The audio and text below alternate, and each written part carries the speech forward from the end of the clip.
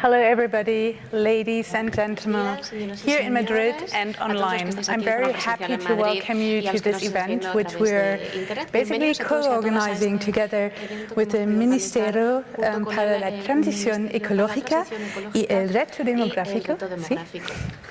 IDAE, Genera and Reto, the Renewable Energy Pulse Network for the 21st Century.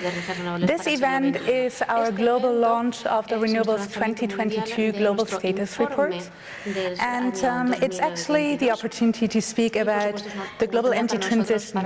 Where do we stand? Where do we need to go? I'm very excited to basically have many important players and voices here participating in this event, and look forward to a very fruitful discussion.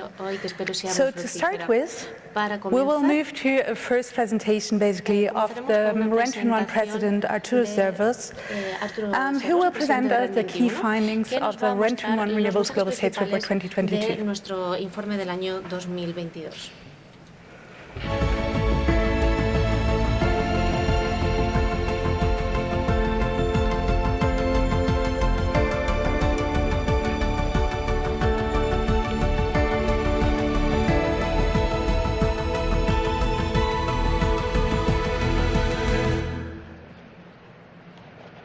Okay.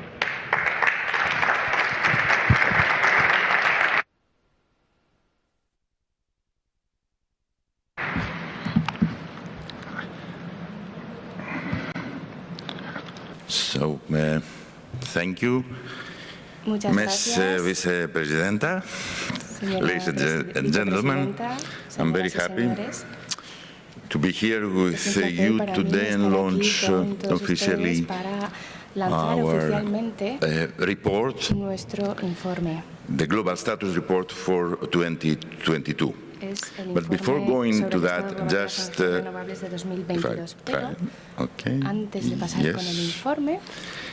just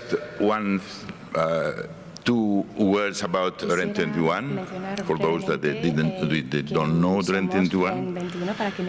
It's a global multi-stakeholder network for energy policy, and in reality is the only global community of renewable energy actors which englobes together science, academia, NGOs, governments, intergovernmental organizations, and industry. And it has a community which is about 3,000 members around the globe, which are contributing and cooperating in collecting information, changing norms and debating. And we have a certain number of annual publications which are considered as, I would say, the most comprehensive crowdsourced reports on renewables. The flagship of those publications is the Global Status Report, which comes out once per year around this time, and which we are launching today.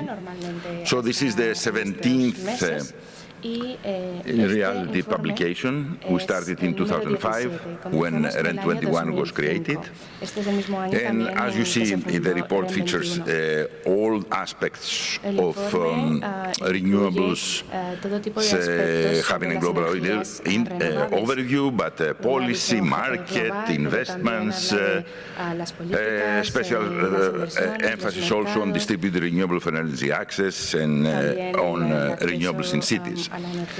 So this, what it does, it gives the picture of what has happened last year in the world in renewable energies.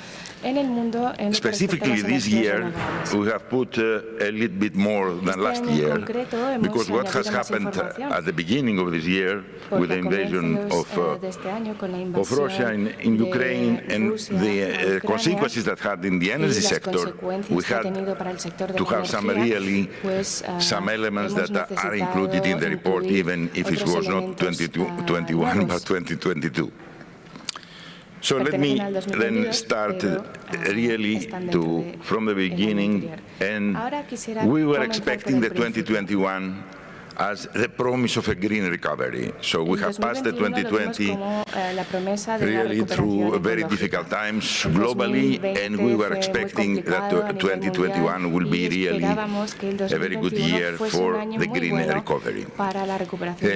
And we had some very positive elements. I would say that we had an increase in net zero commitments in 2021, expressed especially in the COP26, where we saw many countries coming in with net zero commitments, and we had also the record additions in renewable power for another year.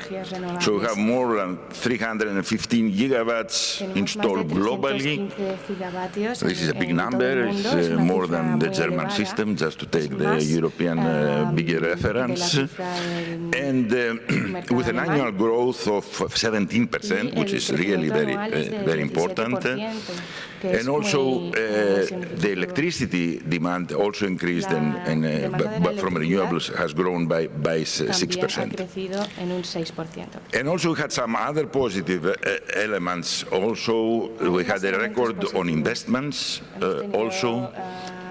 But if you look at the right hand of this graph, you see where the real problem is. And the real problem is that we are doing very well in the power sector, but we should do much more. What you have in the right part is really what we should be doing if we have to have net zero by 2050. So in reality, we should be in installations, we should be more or less triple the annual capacities that we are doing now if we are really to achieve what we are saying. So let's check a bit the energy system in general, what again in 2021. So the bad news in reality is that the transition is not happening. We are reality, if we look what has happened in 2021 with respect to 2020, we are in a standstill in terms of percentages. Although what you see here in this graph is the increase of renewables between 2009, I did it. It's always, technology. La tecnología es lo que tiene. Okay. So, in 2009, the increase of modern renewables between 2009 and 2019 is 3%, from 8.7 to 11.7. So, in 10 years. So you can imagine that going in this rhythm, you will never arrive at what we're considering as our goals, especially in the climate discussions. 2020 is a very special year, as we all know, but it has a very interesting element, I would say, there. What has happened because of COVID, we have a decrease, for the first time we see it as a decrease in general consumption.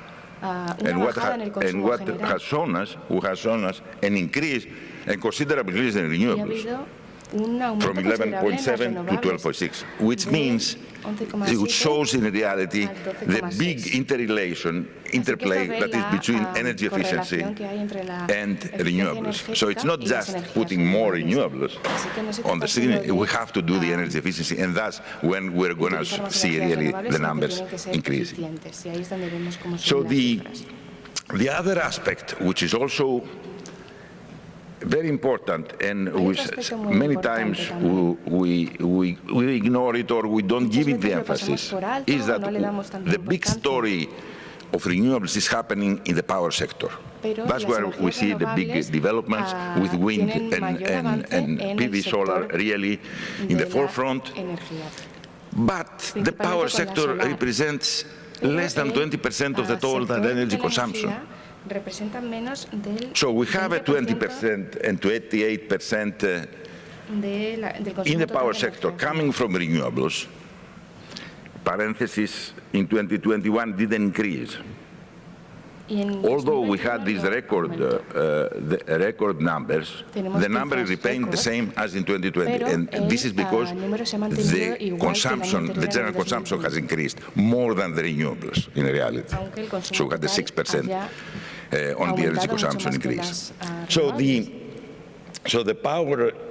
So we are doing very well in the power. It's increasing, although I'm saying, again, one has to really to see it in the context, 28%. But in the other sectors, which represent more than 80% of the total energy consumption, and I mean about heating and cooling and transport, then the percentages are really much smaller. In heating and cooling, you see they are 11.2, and in transport, 3.7% comes from renewables. So, if we want, you can, project a bit to the future. Even if we achieve 100% in the power sector, if we don't do the things in the other sectors, we will never arrive really at the numbers that we are talking in 2030, 2050, or whatever reference we have. I think this is a very important element that we have to put in the forefront. And if we see the energy scene and not the electricity, that's what I think what I'm trying to say is we have to look the energy. And if we look globally the energy, although we have seen increases in renewable energies, we have only 3 countries in reality that have a renewable energy share in total final energy consumption over 50%. Total energy, not electricity, I'm saying again, and which is Iceland, Finland, and Sweden. And for specific reasons, each one of them, but these are the only 3 countries. So there is a long way to go, I would say, there. I said also at the beginning that in 2021 we have really a net zero ambition that increased in 2021. We have 135 countries with net zero policies, but only 84 countries have both a net zero and economy-wide renewable energy target. And if we look which of the countries have in the long term 100% renewables, this is only the 18% of that. That even for 2050, they have, as a target, the 100% renewables.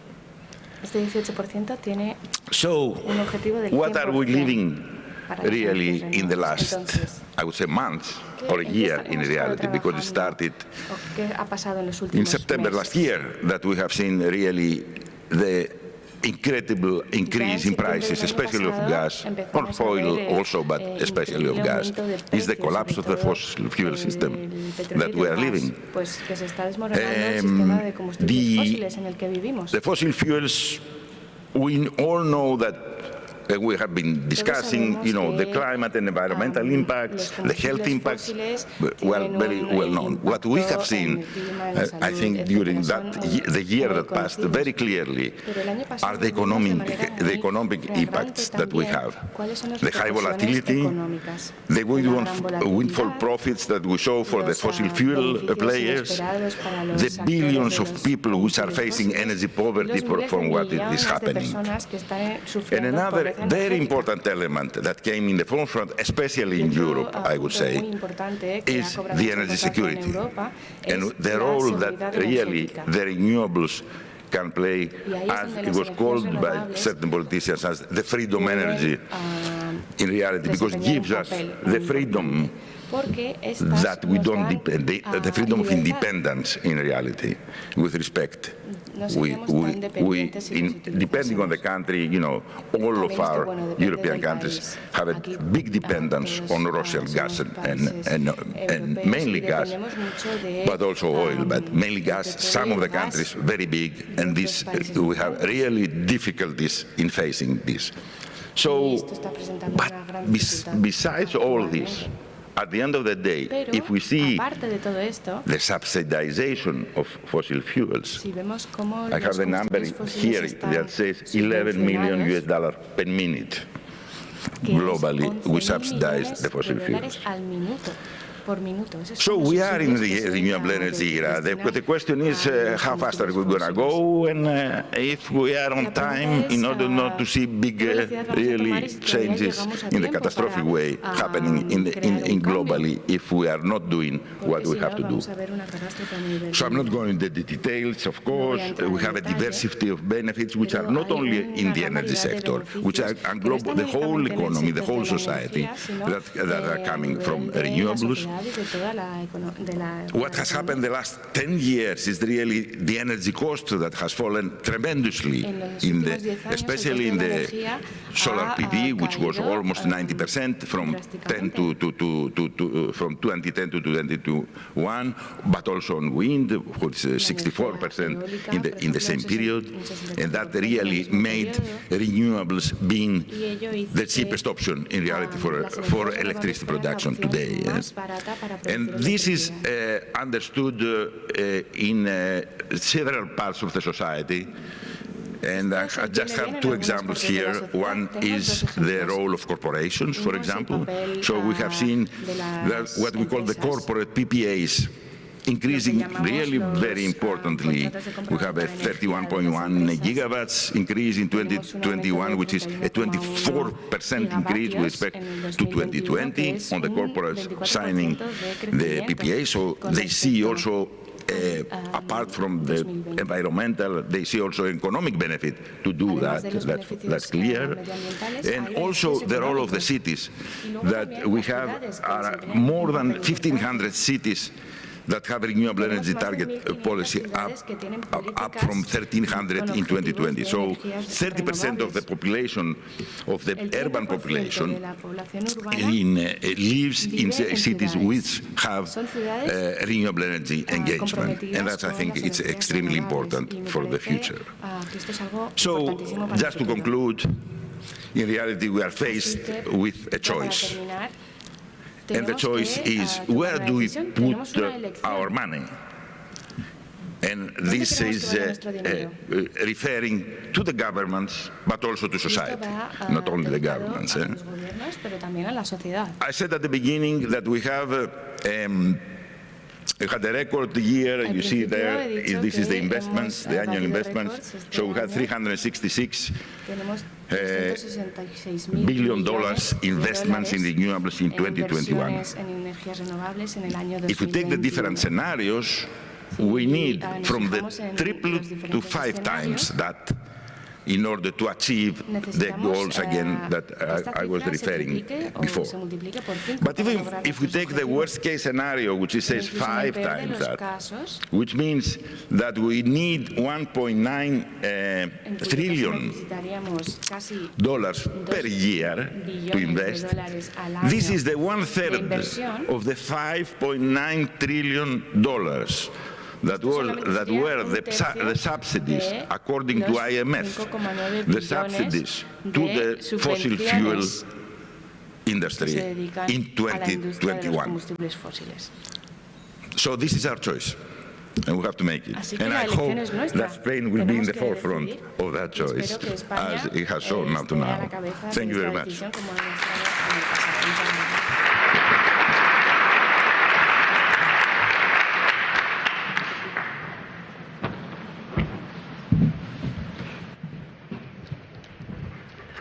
Thank you very much, Arturus, for those enlightening results, I guess, and big messages also about the choices we have, governments and societies. And we will now move to the next part of this event. And I'm actually very excited that we know that Spain is one of the leading countries in an overall transition. And I'm very, very happy to have Vice President and Minister of the Ministry for Ecological Transition and Demographic Challenge from Spain with us, Mrs. Teresa Ribera. And I invite you to come to the floor while we have for the streaming a short video. Mientras mostramos un vídeo corto. ¿Sí?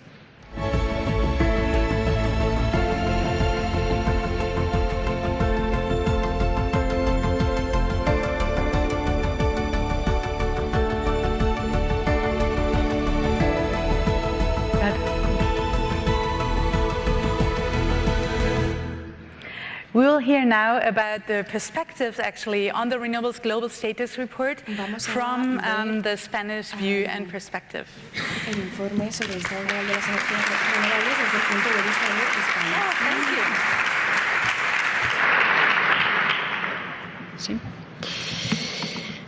Muchísimas gracias, querida Rana, muchísimas gracias, querido Arturo. En realidad, afortunadamente, Rana ha aclarado una cosa que iba a ser mi primer mensaje, y es que estos deberes que nos pones en tu presentación de estar entre los países, las sociedades que lideran la revolución en la que ya estamos, forman parte de nuestra realidad de hoy.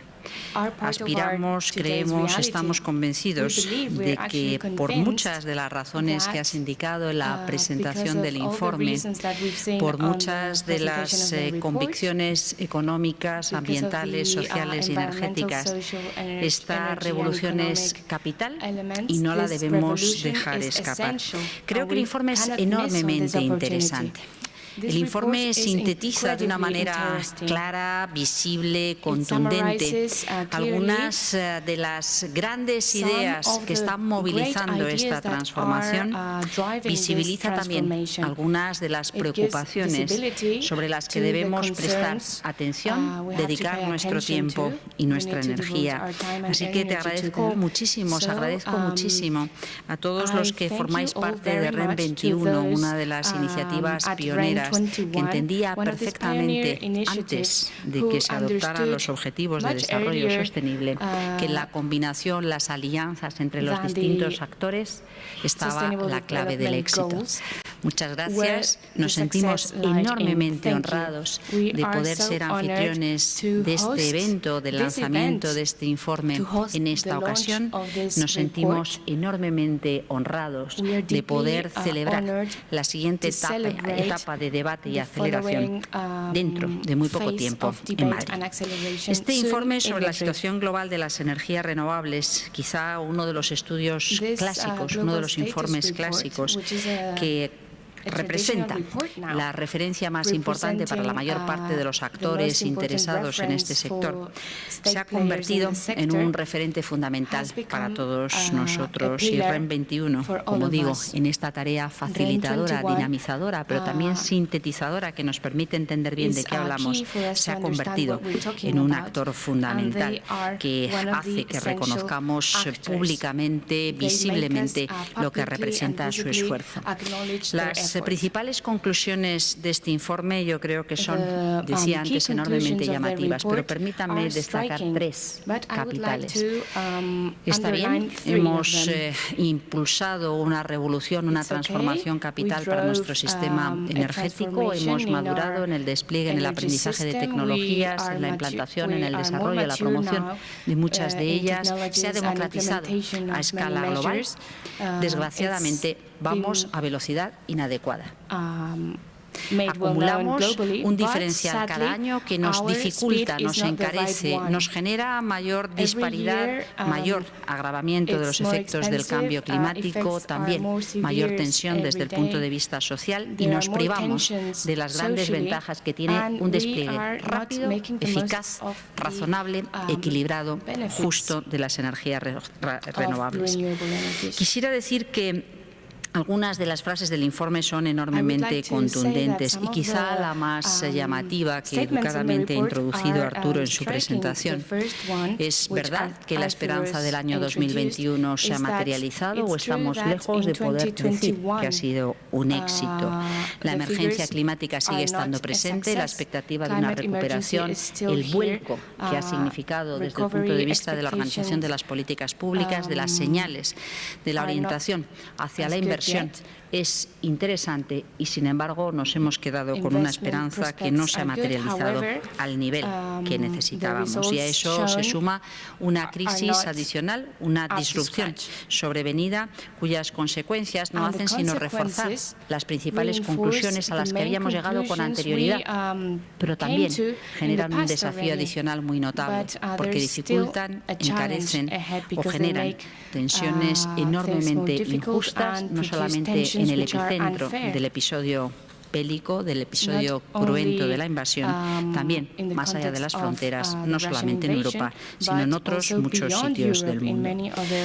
Una dependencia en el ámbito energético que se ha convertido en una grave vulnerabilidad para Europa, no solamente desde el punto de vista energético, también desde el punto de vista social, con las implicaciones que esto representa, a la que se ha de responder con firmeza, con unidad de criterio, reformando nuestro planteamiento para reforzar, acelerar la transformación de nuestro sistema energético, sin obviar los efectos en cascada que representa la respuesta en el corto plazo más allá de nuestras fronteras. Efectos en cascada con muchas caras visibles. La más angustiosa, obviamente, son las relativas a la seguridad alimentaria, pero también se producen efectos en cascada en la capacidad de acceso a energía, como bien señalaba Arturo, en el incremento de los episodios del número de personas afectadas en el ámbito doméstico, pero también más allá de nuestras fronteras en términos de pobreza energética. Así que sí, tenemos un papel importantísimo que desempeñar, no solamente transformando nuestra realidad, sino reforzando capacidades propias, reequilibrando ese grave desajuste que hoy tenemos, buscando una interdependencia mucho más sana en la que las relaciones de un mundo pequeño, globalizado, favorezcan no solamente las grandes transformaciones, los grandes cambios comerciales, también las soluciones de proximidad, como decía, equilibrando de forma obvia, de forma mucho más saludable, esa relación entre lo global y lo local.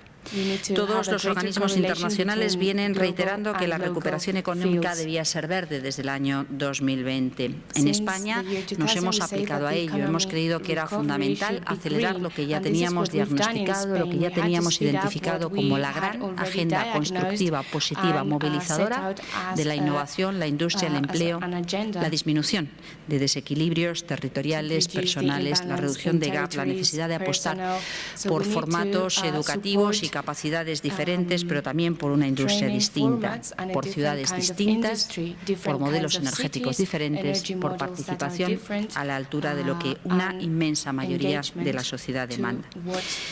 El plan de recuperación hemos querido, por tanto, que tenga ese acento verde, esa combinación con la inteligencia y las soluciones que nos puede aportar la revolución digital, pero esos aspectos claves, fundamentales para poder tener éxito, que son las implicaciones desde el punto de vista social, reduciendo la diferencia que existe en el ámbito urbano, en el ámbito rural, en el ámbito de las oportunidades, buscando, por tanto, una mayor cohesión territorial, incidiendo también en la necesidad de que esta agenda sea una agenda para y por las mujeres, que no se queden desplazadas en un mundo, el energético, en el que todavía la primacía de los hombres en los puestos de decisión sigue siendo enormemente importante.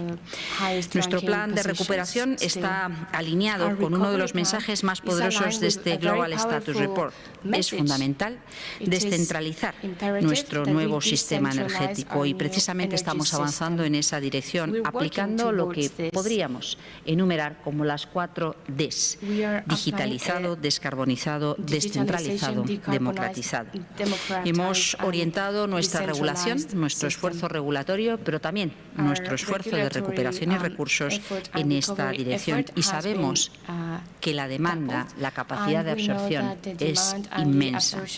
Hay más de 100.000 empresas, hogares o administraciones en todo el país que han trabajado, diseñado proyectos, impulsado soluciones concretas, tanto para el autoconsumo, las pequeñas comunidades energéticas locales, las pequeñas plantas, la ampliación del presupuesto destinado a acompañar esta revolución ha sido una necesidad obvia en la que los distintos niveles de administración se han implicado y hasta 10 comunidades autónomas que suman un presupuesto de ampliación de más de 500 millones de euros han activado el ritmo que nos permita acelerar el cambio, un incremento de más del 75% del presupuesto inicialmente previsto.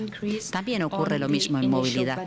Se sientan las bases de modelos de movilidad diferentes que afectan no solamente refiere a la ordenación del territorio, al diseño de nuestras ciudades y áreas metropolitanas, a la cadena industrial de los bienes que nos permiten contar con los equipos adecuados para ello, a las infraestructuras que esto exige, a los servicios novedosos que esto aporta, también a una industria clásica que debe ser parte de la solución. No puede quedarse exclusivamente en la continuidad lineal de cuestiones que cuentan ya con referencias distintas. Creemos que España está en una situación enormemente interesante.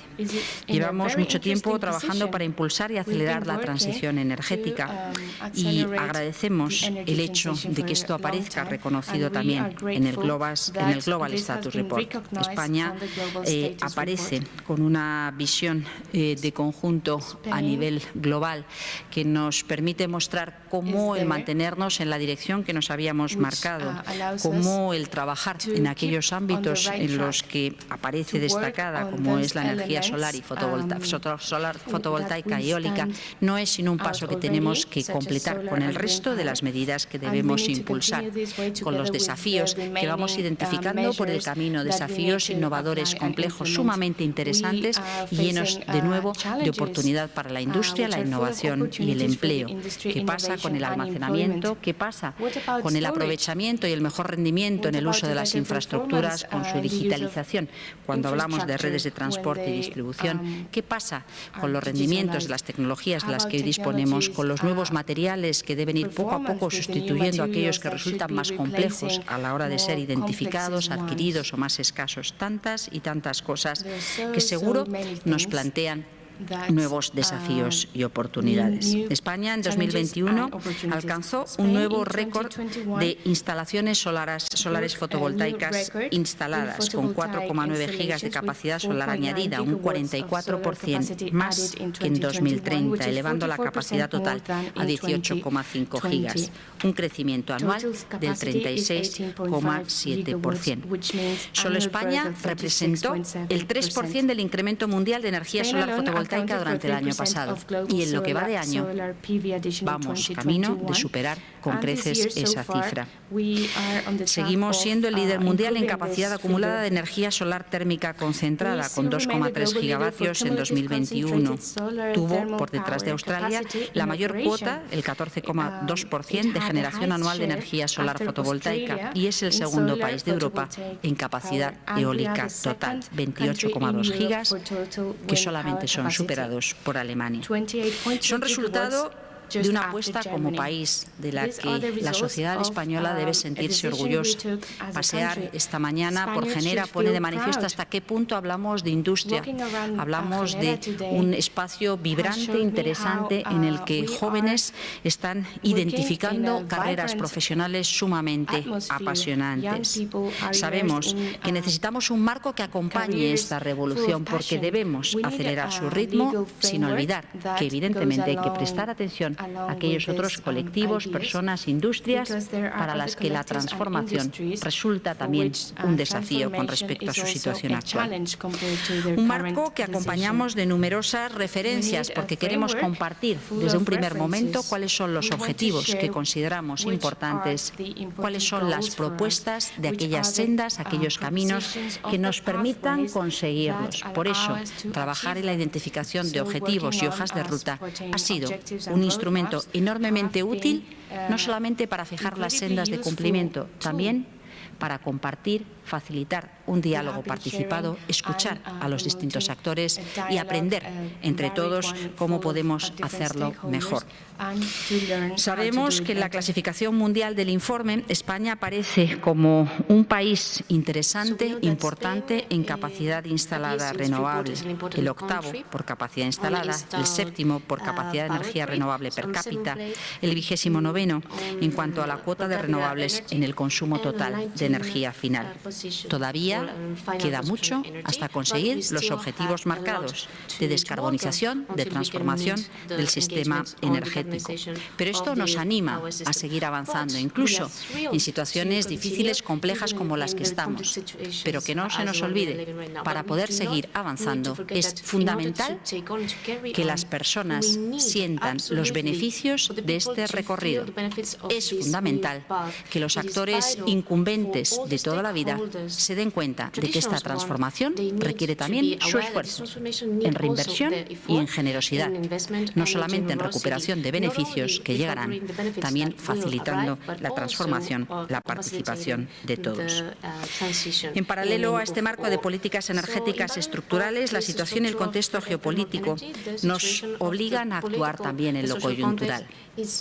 Sabemos que, debido a la compleja situación que afrontamos, no solamente el gas ha subido su precio, la electricidad ha disparado su precio, drenando recursos que deberían ser destinados a acelerar la transformación del sistema, a facilitar el acompañamiento social en momentos complejos de transformación. Por tanto, es imprescindible trabajar desde las instituciones, desde las administraciones públicas, para que ese equilibrio se pueda mantener en los años más turbulentos, más complejos de la transición, particularmente agravados en esta crisis. Es un buen momento para abrir el necesario debate sobre cómo hacemos evolucionar un diseño enormemente eficiente, enormemente eficaz, enormemente sencillo, pero que necesita ser actualizado, adaptado a una realidad mucho más compleja, mucho más variada, mucho más sofisticada y mucho más necesitada del respaldo social si de verdad queremos que se acelere. Tenemos claras oportunidades, políticas, medidas. Sabemos que estos objetivos son objetivos compartidos por el conjunto de los Estados miembros de la Unión Europea, como lo son también por la inmensa mayoría de la sociedad. Sabemos que la escala regional europea, la cooperación entre regiones, entre Europa y sus vecinos, entre Europa y otras regiones alejadas, pero donde el incremento de la demanda y la necesidad de abordarla con soluciones que sean viables es clave. Por tanto, debemos poner fin, en efecto, a la dependencia de los combustibles fósiles y hoy tenemos razones adicionales para hacerlo mejor, más deprisa, para hacerlo a un ritmo que nos permita integrar esas soluciones nuevas. Y, desgraciadamente, estamos en un momento en el que vivimos la tensión de ese desacoplamiento. Debemos prescindir más rápidamente de lo que pensábamos y las circunstancias nos obligan a ello y, sin embargo, nos falta incrementar una velocidad de crucero que nos permita hacerlo con comodidad. Por tanto, dediquémonos a trabajar lo segundo para hacer más fácil lo primero. Acelerar el despliegue de las energías renovables es fundamental y el respaldo a ese paquete europeo de conseguir una reducción de emisiones del 55% en el año 2030 nos obliga a reforzar, a repensar dónde tenemos margen para hacer más y más deprisa, qué oportunidades representa, qué elementos dentro del conjunto de los factores que son fundamentales para poder tener éxito deben ser reforzados. Algunas de las iniciativas son eminentemente democratizadoras, facilitan una revolución en la que todos estamos llamados a participar, pero generan un cambio muy importante que mueve la aguja de nuestro sistema energético. El hecho de que Europa se plantee una iniciativa de energía solar en los tejados con la obligación legal de instalar paneles solares en los nuevos edificios públicos, comerciales y edificios residenciales nuevos es absolutamente capital y es sencillo. En realidad es una superficie que hubiéramos debido venir aprovechando desde hace muchísimo tiempo. Una estrategia de energía solar de la Unión Europea específica para duplicar la capacidad solar fotovoltaica de aquí a 2025 e instalar 600 gigavatios de aquí a 2030. Y seguro que es también un espacio, una oportunidad para diseñar nuevos modelos de negocio, nuevas actividades para beneficio de los consumidores y de los ciudadanos, pero también para beneficio de ese tejido industrial y de servicios emergente que plantea las cosas de modo diferente. Duplicar la tasa de despliegue de bombas de calor y medidas para integrar la energía geotérmica y solar térmica en sistemas de calefacción urbana y comunitaria modernizados es otro de los los espacios absolutamente críticos, fundamentales, para reducir nuestra dependencia de los combustibles fósiles, para conseguir esa autonomía estratégica de la que hablamos hoy, para aprovechar el potencial de una industria de producción de bienes de equipo, de electrónica, de potencia, de integración en sistemas, que es determinante. Una recomendación de la Comisión para abordar la lentitud y complejidad de los permisos es también una invitación a reflexionar sobre cómo hacerlo, sabiendo que la protección ambiental, el respaldo social y la integración de soluciones es el equilibrio que necesitamos. Precisamente este liderazgo es lo que creemos que nos ha permitido el poder ser unos buenos candidatos para, humildemente pero enormemente honrados, albergar esa nueva feria, esa nueva conferencia internacional de las energías renovables en el año 2023. Pensamos que es un elemento de enorme agradecimiento por nuestra parte a la generosidad con la que REN21 nos invita a acoger esta feria en Madrid. Será la 9ª edición de IREC, cuyas últimas ediciones se han llevado a cabo en Corea, en México y en Sudáfrica. Es un evento que se celebra cada 2 años, cambiando de continente, y que reúne a más de 3.000 participantes, alrededor de 30 paneles, y cuenta ya con la participación de 165 ponentes de más de 100 países. Europa es un continente enormemente interesante en materia de energía renovable. Tenemos grandes capacidades, muchas de ellas complementarias. Por eso nos honra particularmente el poder representar a Europa en esta feria que se celebrará en 2023. Ya la hemos bautizado como SPIREC, una oportunidad para consolidar nuestra posición como referente internacional, para tejer nuevos lazos, para consolidar lazos preexistentes con actores de distintos ámbitos geográficos, institucionales, sectoriales, pero, cómo no, con REN21. Se celebrará entre los días 20 y 23 de febrero. Coincidirá con la nueva edición de Genera, nuestra Feria de Energía y Medio Ambiente, que este año cumple una cifra muy significativa de años y crece exponencialmente. Genera, tras 25 ediciones, se ha convertido en un referente clave para el sector.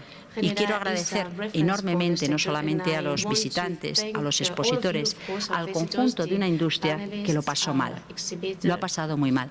Ha tenido su propio camino en el desierto y ha salido enormemente fortalecido. Y hoy representa parte de lo más maravilloso y estimulante del tejido industrial y de servicios de este país. Parte de las apuestas más interesantes y más apasionantes para nuestros jóvenes profesionales. Durante 3 días, aquí, en Genera, en IFEMA, se dan cita mandatarios, dirigentes de todo el mundo en el contexto de SPIREC. Demostramos, tras el éxito de la organización de la COP25 en 2019, en estas mismas paredes, y de forma sobrevenida y de nuevo, nunca tendré suficientes ocasiones para agradecer enormemente a todo el equipo de IFEMA el trabajo que desplegaron para en tan poco tiempo convertir a Madrid en un referente de éxito en una COP compleja. Estaremos enormemente satisfechos de poder acoger a nuestros nuevos invitados, comprometidos con la transformación de nuestros sistemas energéticos, comprometidos con nuestra obligación de presente y de futuro, para que esos objetivos que necesitamos asegurar en el año 2030, en el año 2050, abran su camino y la velocidad de consecución adquiera un ritmo de crecimiento exponencial. Reitero, antes de dar el paso al resto de intervenciones, no solamente la inmensa oportunidad que nos trae la transformación de nuestros sistemas energéticos, sino el enorme agradecimiento que siento por aquellas comunidades que de forma activa, persistente, convencida, han dado lo mejor de sí mismos para cada día seguir avanzando, mejorando, a pesar de todas las dificultades que a veces puedan parecer insorteables. Hoy disponemos del marco estratégico, seguro que todavía con mucho margen de mejora en lo concreto. Tenemos el gran revulsivo que representa saber que tenemos más razón que nunca, saber que tenemos los recursos que necesitamos, saber que tenemos la dimensión territorial y la combinación de alianzas que este desafío supone. Creo que podemos afrontar los retos del futuro con optimismo en este campo. Solo nos falta incrementar la velocidad, multiplicarla por 3 o, por qué no, por 5. Muchísimas gracias.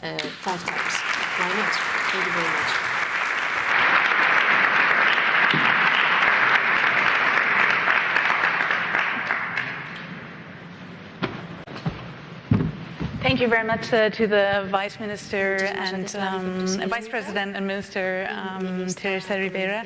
We now have the possibility for a short Q&A session. So from the floor, we'll have a very quick streaming, and I'll ask Teresa and Arturo to quickly join me here on the panel.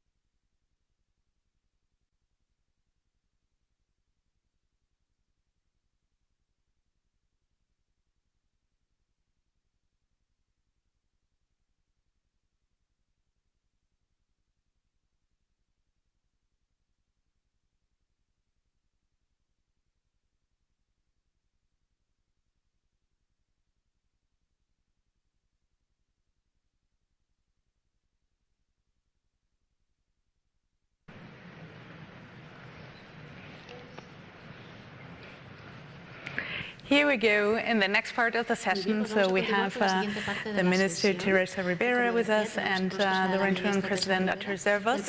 You heard their statements. I think I really like what you said, Teresa, about the fact that global means local and local means global. So the transitions we're talking about are fundamental. And we're very excited from Renton's side to really have this Spanish leadership, but also the opportunity to share basically your experiences here with the global players and inspire and do this around the Spanish International Renewable Energy Conference. Now you have the possibility to ask our dear speakers here, ask them a question, in particular obviously around the status report and the data you find here, but also developments basically of the numbers statistics in Spain. Is there anybody who has a question? ¿Alguien tiene alguna pregunta en la sala? We have one question here. Sí, veo que tenemos una pregunta por aquí. I would like to ask you, just being mindful of time, if you could quickly introduce yourself and keep your questions short. This would be very nice. Thank you. Okay, thank you very much. My name is Arturo Pérez. I'm General Manager of IDIVE, which is the e-mobility cluster in Spain. My question goes to the Ministry, Ms. Teresa Ribera. You said that we need to increase the speed up to 5 times for going to the energy transition. So how can we do that? With the collaboration of the public and private sectors from the administration, can we get it easily, or what are the tools we need to do that so rapidly? Thank you. Thank you. Yo creo que es fundamental trabajar juntos. Antes hacía ese comentario con respecto a las alianzas por parte de las administraciones, de las instituciones. Es obvio que necesitamos configurar el marco de acogida por parte de los desarrolladores, de los tecnólogos, de los industriales, de los inversores, trabajar en un despliegue sencillo. Creo que en el marco institucional la capacidad de los actores locales es determinante. Y yo a eso sumaría otros 2 factores clave. El primero es el de las personas, el de los actores a pequeña escala, donde se requiere actor informado, no digo activista, digo actor informado, que se entienda por qué y que se sientan las ventajas de esta transformación, y quizás el punto más sensible en este momento de crisis.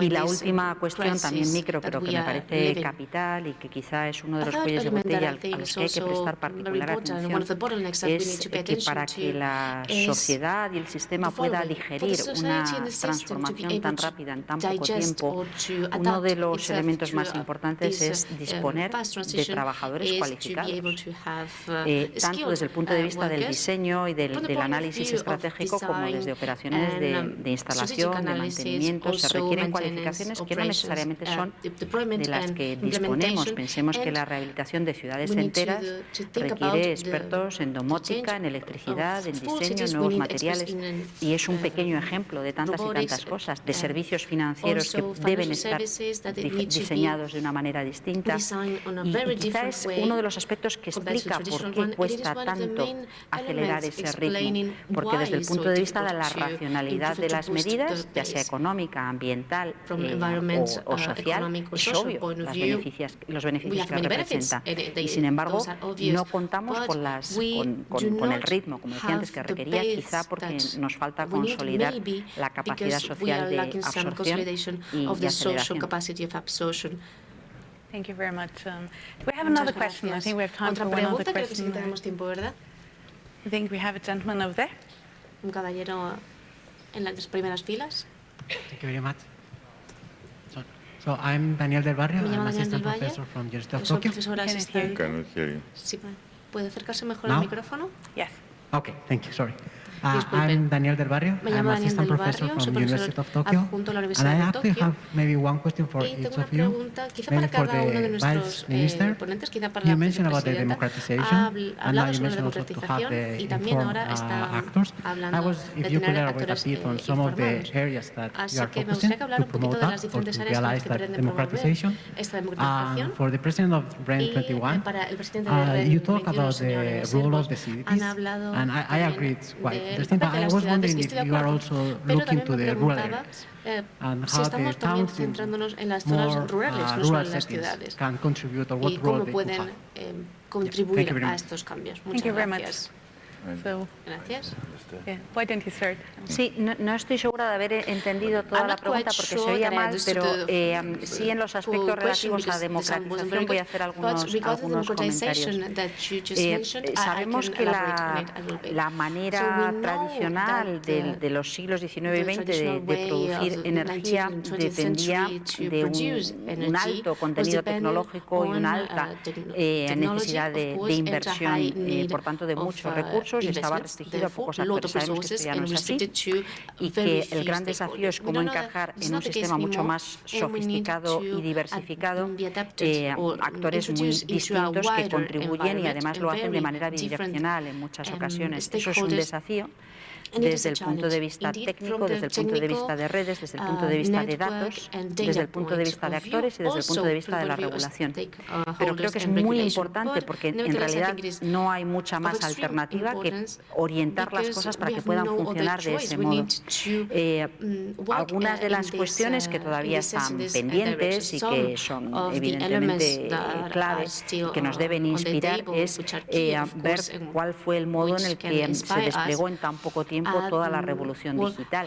Si aplicáramos las premisas y las reglas de funcionamiento de la revolución eléctrica, la revolución digital no se hubiera producido. Es decir, el despliegue de infraestructuras y cables prácticamente en modelo lineal y no siempre con el mejor aprovechamiento ni los mejores rendimientos y con, bueno, evidentemente funcionando de manera segura, pero no concebido para trabajar en un ecosistema mucho más complejo, pues no hubiéramos tenido la revolución digital. Por tanto, hay mucho que podemos inspirar y de lo que nos podemos inspirar y entender cómo aplicar mejoras en nuestro formato.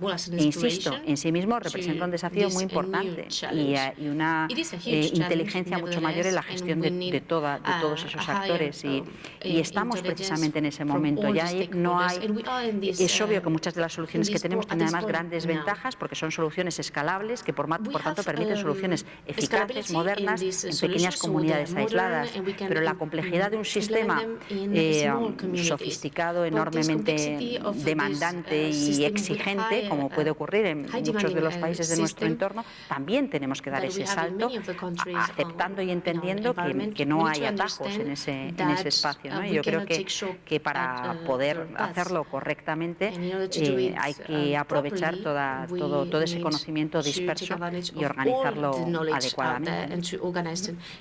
Thank you very much.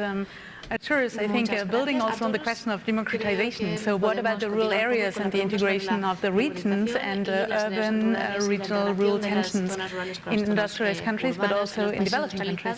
I think for the development of renewables, I think it's one of the most important factors is the development in rural areas, because by definition the renewables are distributed and decentralized.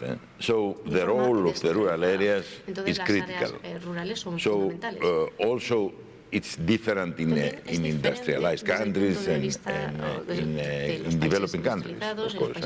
But in both, the role is extremely important. I think the democratization we're talking in the first part for the industrialized countries, of course, for the developing countries also is important. But for the developing countries, where especially if we're talking about Africa, you know, then the role becomes really capital in all that. And it's another way of looking the whole system.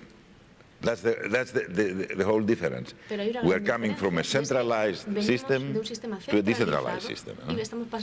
I think that especially for the developing countries, they have a chance to not do the mistakes that we did as industrialized countries in the big centralization, you know, the central stations that we're doing everything from there, so they have really the possibility to pass to the next step without doing the step that we did. But it's difficult really to pass, but I think it's extremely important. If really we succeed in doing that, I think we have made a big step towards what we were discussing just before. Thank you so much to both of you. Thanks for the questions from the public. We now, for timing reasons, I know there are more questions, so please stay in touch. Join us in February, I think, for Spirec to continue the discussion. We will now move to the next part because Renton is about multi-stakeholder dialogue. And if we speak about democratization, it's a diversity of perspectives. We heard like public-private partnership. So please stay here. We have a short video and a new setup.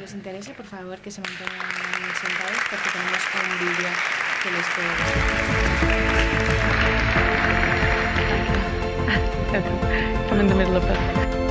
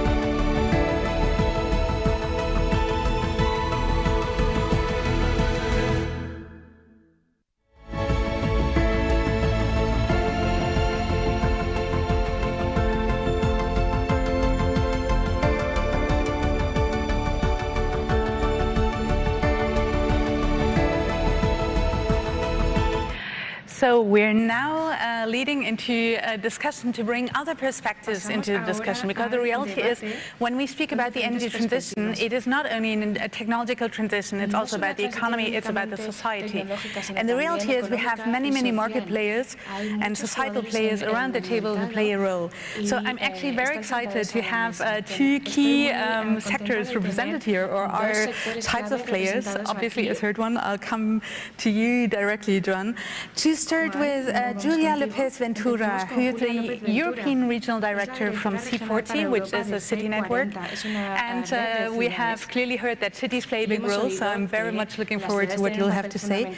Arturo Perez de Lucia, who is the Director General from AIDIVE, and now I'm going to try and train my Spanish, which is Asociación Empresarial para el Desarrollo y Impulso de la Movilidad Eléctrica. ¿Sí? Bueno. And then we have Joan Groizard. I was told I should not pronounce it in a French way. I think I didn't manage, but from IDAE, the director of IDAE being with us.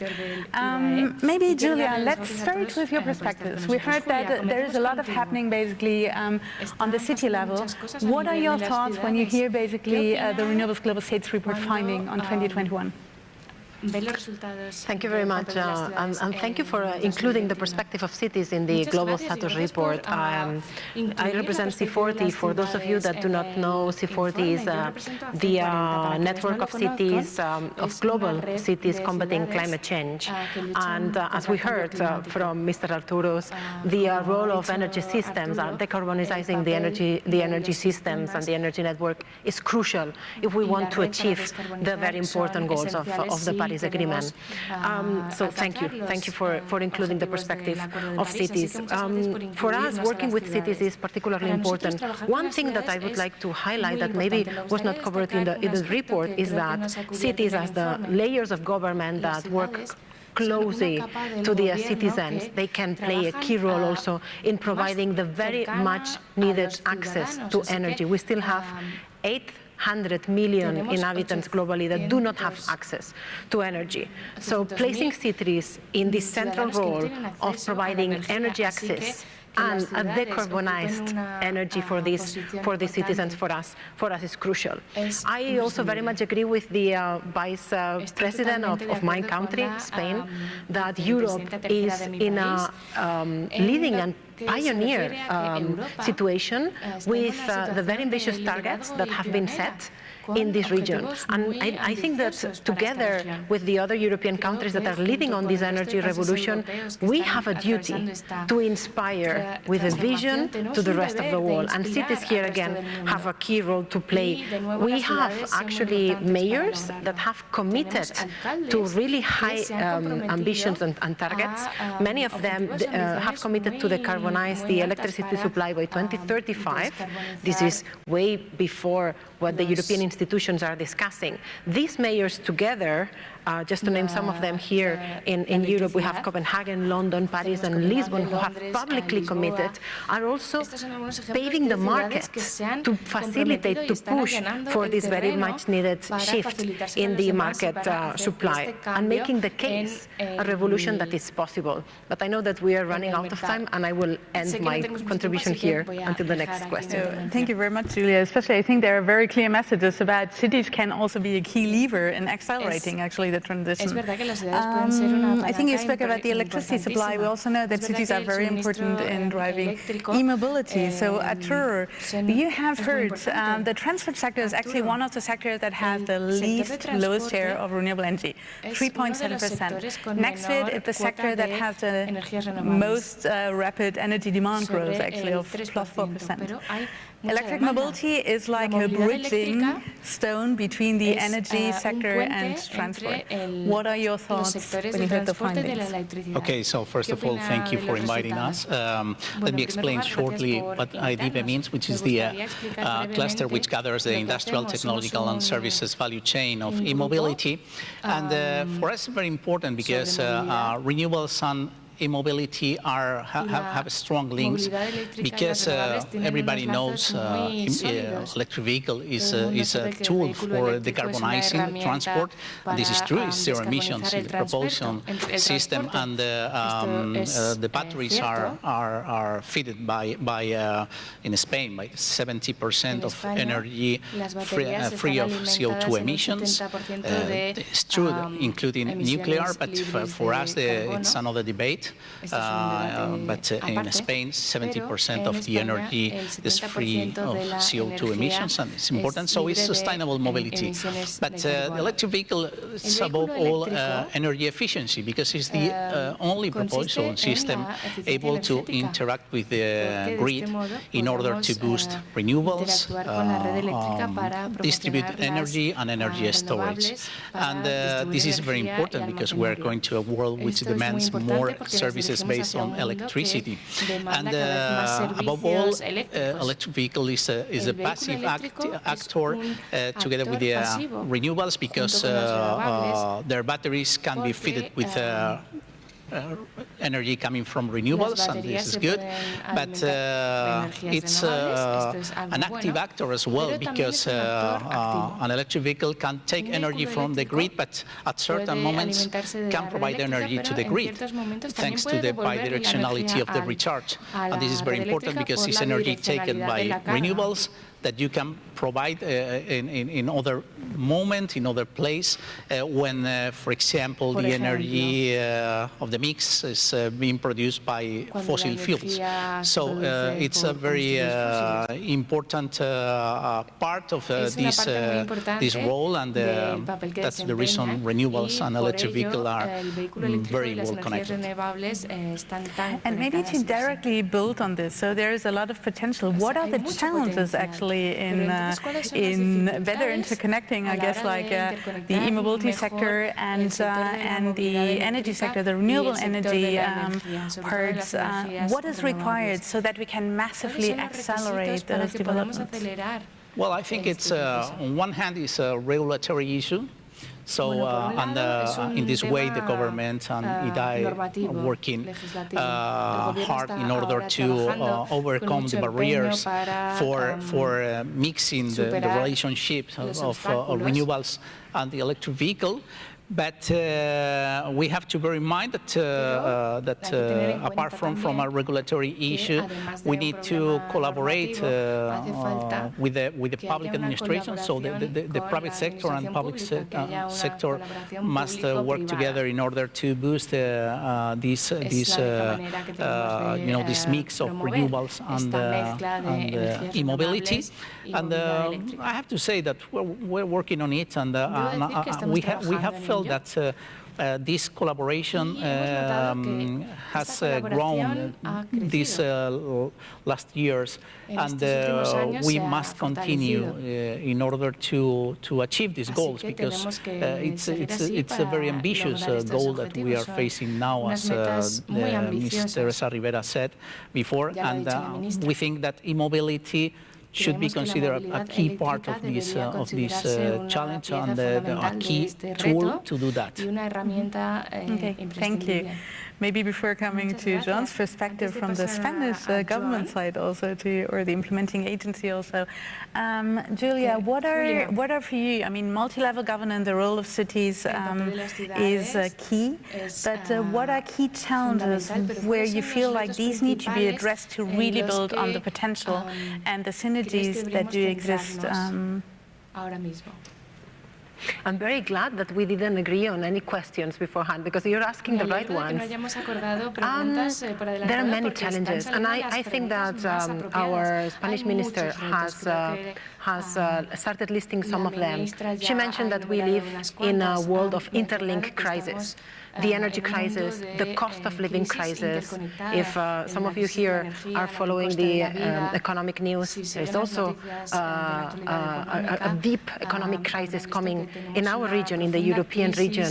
The energy crisis is a very important one, a crisis that we can, well, none of the ones that I have mentioned, but specifically the energy crisis, together with the cost of living crisis, is affecting directly the most deprived layers of our society. I think that in the beginning I said that we should feel privileged to live under the umbrella of the European institutions. On May 18th, they published this Repower EU plan. That is, if there is something we think that it's a very ambitious plan, if there is something we think that it's providing the much needed hope that we all need as citizens, and if there is something that we should, where the plan is falling short, is precisely on providing relief to these most deprived areas. I'm talking about the increasing rate of energy poverty in our region. And here again, the role of cities is crucial.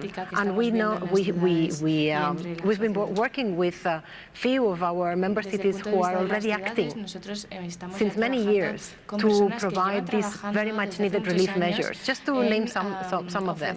Here in Spain, the city of Barcelona has created a network of energy poverty advisors. This is city officials, but actually staff that people that suffer from energy poverty can go to analyze what are their options.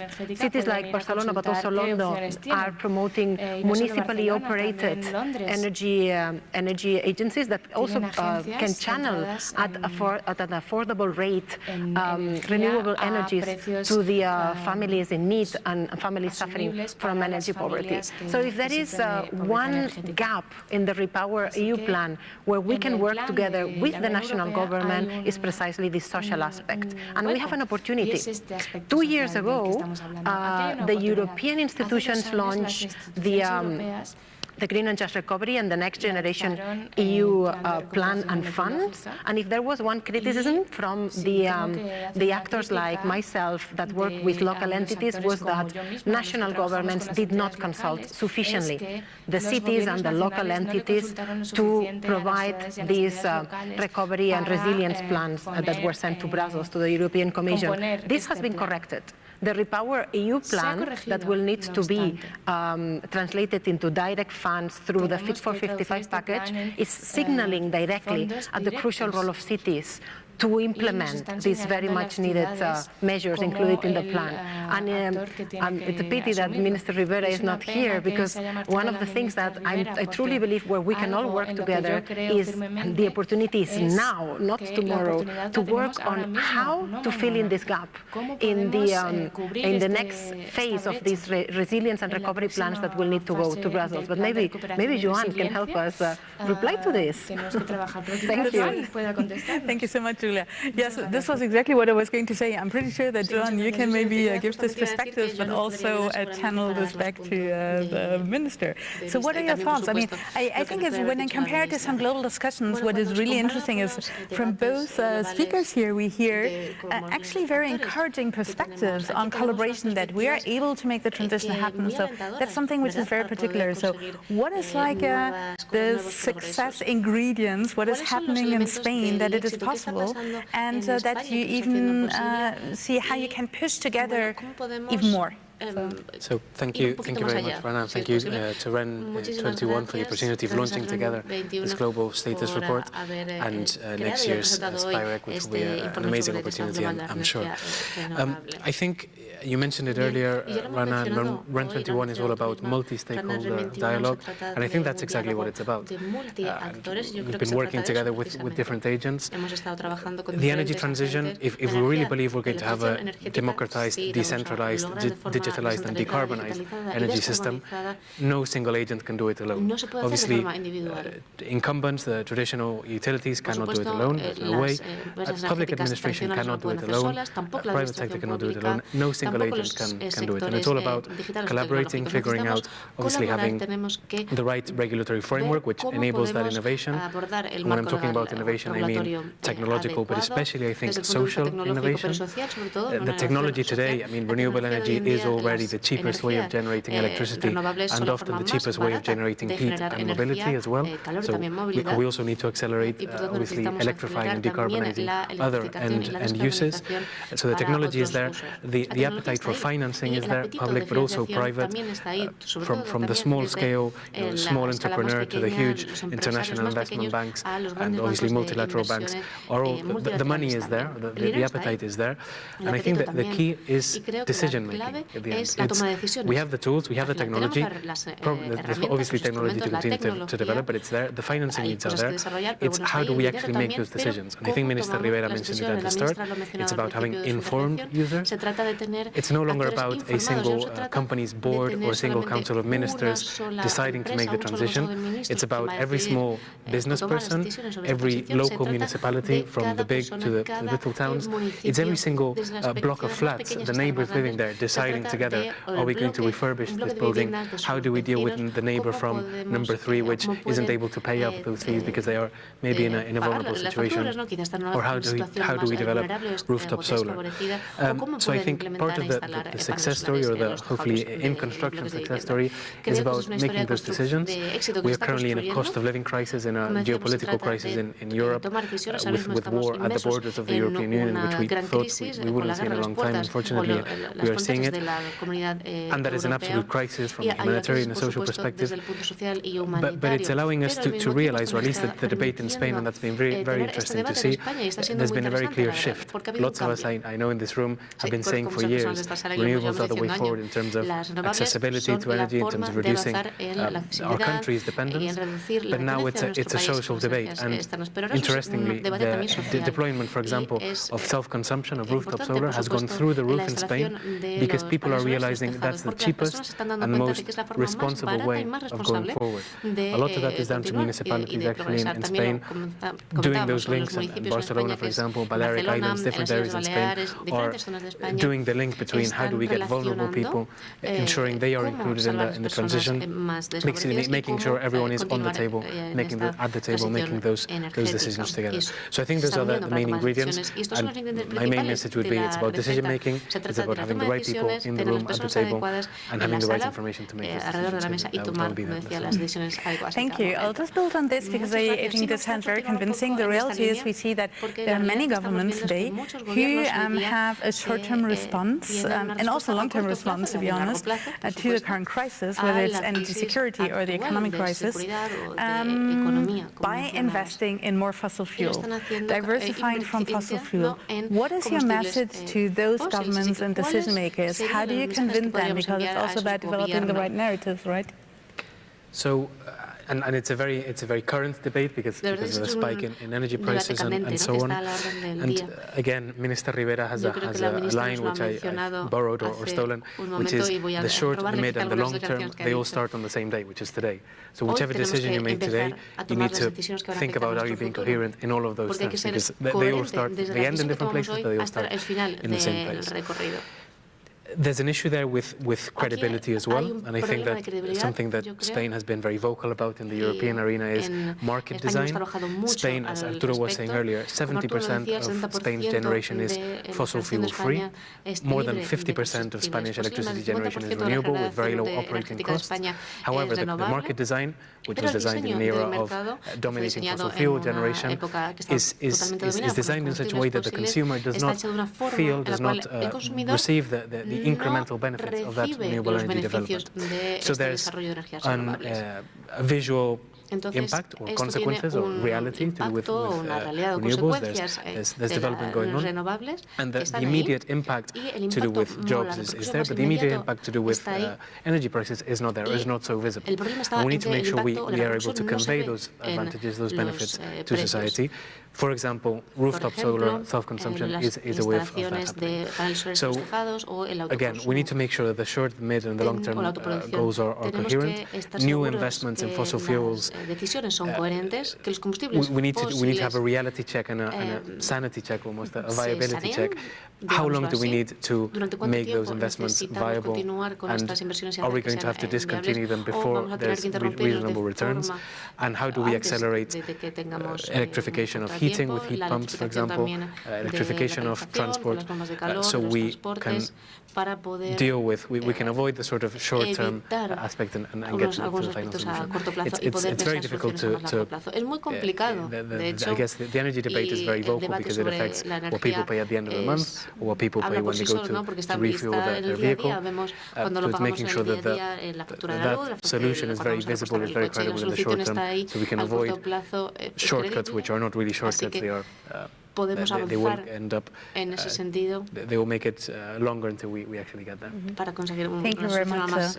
I'll build on the, so we're almost ramping up here, but build on the informed decision makers. A question for you, Arturo, which was not a pre-planned question, but I need to ask this question. We globally still see that the mobility ecosystem and the energy ecosystem are partly speaking in parallel worlds. Now, we're here where Genera and the Global Mobility Call are happening at the same time. The Spanish International Renewable Energy Conference is coming up. What do we need to do during the next couple of months, and what should be the outcome that we can really send a strong message that those sectors is about collaboration and opportunities while we collaborate? Yeah, well, we're in an environmental place where all the professionals are eager to do that, because all of us are interested in boosting this market, so and boosting renewables, e-mobility, and so on. But we have to consider that we are part of a society, and I think, as usual, environmental issues are under the consumer's pocket, for example. And you have to bear in mind, because also e-mobility moves people from the comfort zone, because they have to rethink their mobility. This is something very important, because it's not only a change in the ecological transition with thinking on renewable energies and so on. It's a change which is huge. It entails other issues in general, and for the citizens, it's something that will change the way of living, and so on. And we need to not combine, but we need that the society understand the need of making this change, because in a professional way in this environment, okay, we are sure that this must be done, but apart from IFEMA, we need to convince the rest of the population about all these changes. And this is the most important and difficult thing, because it needs a lot of information, it needs to explain properly what are we doing and why this is necessary. So I think this is the most important challenge, apart from regulatory issues, the collaboration with public and private sectors and so on. We need to combine citizens on the need of going there. Thank you. I'm really amazed about hearing so often citizens, social, societal aspects, because I think ultimately this is where we need to drive change. It's not only about technology, innovation, business models. So you have the last word, Julia. What can cities do to convince city makers, citizens more? Because the reality is we have many countries, many regions where we still have a not in my backyard effect, where there's not informed decision makers. The crisis creates an opportunity, but what are, let's say, like the 2-3 key actions to take urgently, so that in 6 months' time we can say there's another awareness, another about opportunities? Thank you for giving me the last word. Such a responsibility. The minister was mentioning the 4 Ds. I want to mention the 3 Rs. Retrofit, renewables, and relief, the social aspect. And actually, if you allow me 10 seconds for a small propaganda moment, I would like to invite everyone to visit our C40 website, because the C40 mayors that represent 96 megacities globally, but particularly in Europe, a total of 16 mayors have launched an emergency plan to combat the energy crisis, with a 10-point plan that has been also backed by the International Energy Agency. Thank you very much. This was a very short, but I think important information to visit the C40 website. I would like to thank all 3 of you very much. Lots of thanks to people here in the audience and also online. And basically, I invite you to follow and participate in the discussion during the next couple of months, and join us on 21st to 23rd February 2023 in Madrid here for the Spanish International Renewable Energy Conference. Thanks a lot for your attention and your participation.